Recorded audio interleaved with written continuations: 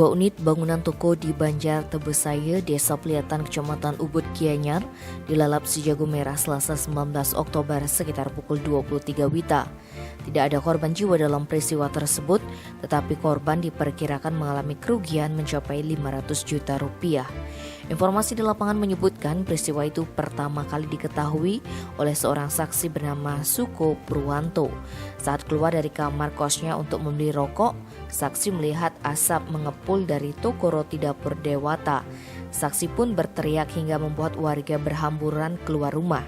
Saat itu api sudah merembet ke laundry Anjali yang ada di sebelahnya, tetapi warga mencoba memadamkan api dengan peralatan seadanya. Sementara saksi lainnya Ide Bagus Putu Putra Wiatnyana mengambil inisiatif mencari pemadam kebakaran Pemkab Gianyar yang disiagakan di Banjar Ambengan, Desa Peliatan dengan mengendarai sepeda motor. Tak berselang lama 6 unit armada pemadam kebakaran Pemkab Gianyar melakukan upaya pemadaman. Akhirnya pukul 00.30 WITA api berhasil dipadamkan.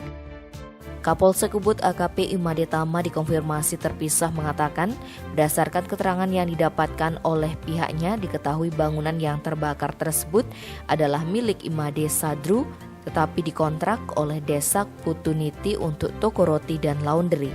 Pihaknya belum dapat memastikan penyebab kebakaran tersebut, namun dugaan sementara kebakaran terjadi akibat korsleting listrik.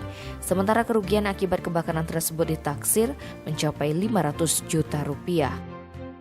Tim Bali Express melaporkan.